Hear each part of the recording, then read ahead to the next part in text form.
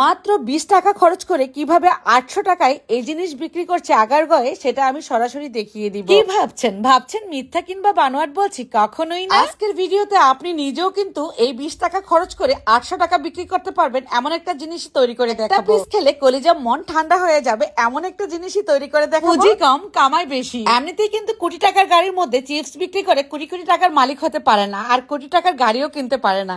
এই যে বললাম পুঁজি কম কামাই বেশি। এখন কিন্তু গাড়িতে বসে বসে মানুষের বিরিয়ানি, চিপসের ভর্তা থেকে শুরু করে কেক বিক্রি করে বড়লোক হয়ে যাচ্ছে। আমরা কেন পিছিয়ে থাকবো? চলুন দেখে নেই। একটা পাত্রে পানি ঢেলে নিচ্ছি। এখানে আমার একটা ছোট সাইজের মগ দিয়ে 3 মগ পরিমাণ পানি ঢালছি। অবশ্যই বিশুদ্ধ পানি দিয়ে এটা করবেন, খাওয়ার পানি যেটা সেটা। আমি 3 মগ পরিমাণ পানি ঢেলে নিলাম। ঢাকা শহর পানি খেতেও টাকা লাগে, তারপর টয়লেট করতেও টাকা লাগে, যে কোনো কিছুতেই টাকা আর টাকা। তো পানিটা কেন কাজে লাগাবো না?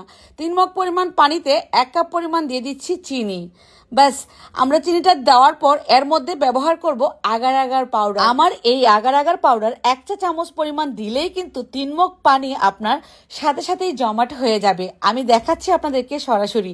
পানি দিয়েই পুডিং তৈরি করে যদি বলি ডাবের পুডিং, তাহলে কিন্তু অবিশ্বাসের কিছুই নেই। এই আগার আগার পাউডার কিন্তু চাইলে আপনারা আমার কাছে উপরে দেওয়া নাম্বারে কল করে অর্ডার করতে পারবেন। শুরু করে দেন আজকেই। মিথ্যা কথা না বলে, মানে এটা ডাবের পুডিংই হতে হবে এমন না। পানি দিয়ে এই পুডিংটা তৈরি করলেও কিন্তু ডাবের পুডিং এর মতনই লাগে। কিভাবে আমরা বিশ্বাস করব যে ডাবের পুডিংই খাচ্ছি? শুধুমাত্র বিশুদ্ধ পানিতে আগার আগার পাউডার দিয়ে দিবেন। এখনো কিন্তু আমি চুলা অন করি নাই। এভাবে নেড়ে চেড়ে একটু মিশিয়ে নিলাম। আমাদের আগার আগার পাউডারটা এতই ভালো, জমাট বাঁধবে না। এখন দেখে কি মনে হচ্ছে? ডাবের পানির মতো লাগছে না? এটা কিন্তু খেতেও ডাবের পুডিং এর মতোই লাগবে। এই যে আমি এখন চুলা অন করে দিব, মিশানোর পর আর কি, আগার আগার পাউডারটা মিশানোর পর। যারা একদমই জানেন না এই পুডিং গুলো কিভাবে বানাতে হয়, তাদের জন্যই কিন্তু আমি খুলে বলছি। চুলা অন করে দিলাম, মিডিয়াম হিটে জাল করব, বলক ওঠা আগ পর্যন্ত অপেক্ষা করব। এখন কিন্তু এটা অনেকটা দেখতে পাচ্ছেন ভারী ভারী লাগছে, তাই না? বলক উঠে গেলে পাতলা হয়ে যাবে আর একদমই চকচকে কালার আসবে পানির। এই যে খেয়াল করুন আপনারা, আমাদের এটা বলক উঠে গিয়েছে। এই পর্যায়ে আমি ব্যবহার করব ড্রাই কোকোনাট গুঁড়া। খুবই ভালো প্যাকেজিং এ পেয়ে যাবেন আমার কাছে যদি আপনারা ওই নাম্বারে কল করেন। এখন আমি এই কোকোনাটের গুঁড়াটা দিয়ে দিচ্ছি, মানে নারকেলের গুঁড়া। এটা আপনার পছন্দ মতো দিবেন, যতটুকু ইচ্ছে হয় আর কি। এটা দিলেও কিন্তু পুডিং এর টেস্টটা বাড়বে, দেখতেও ভালো লাগবে। আরো একবার বলক উঠিয়ে নিলাম নেড়ে চেড়ে।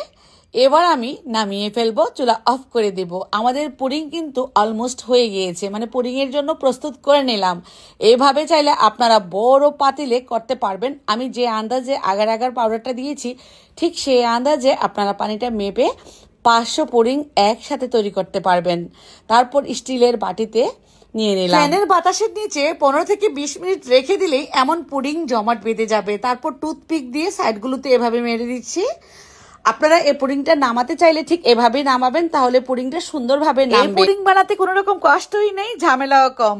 20 টাকা করে পিস দিয়ে আপনি বিক্রি করে ফেলতে পারবেন। আমি বলবো সততার ভিতর থেকে বিজনেস করাই ভালো। মাত্র 20 টাকা করে পিস বেচলেও কিন্তু আপনি অনেক টাকা বিক্রি করতে পারবেন। কম খরচে মানুষকে সন্তুষ্ট করাই কিন্তু আমাদের কাজ, তাই না? আমিও সেটা দেখিয়ে দিলাম আপনাদেরকে। কেমন লাগলো অবশ্যই কমেন্টে লিখে জানাবেন। ভালো লাগলে শেয়ার করবেন। সবাই ভালো থাকবেন। আল্লাহ হাফেজ।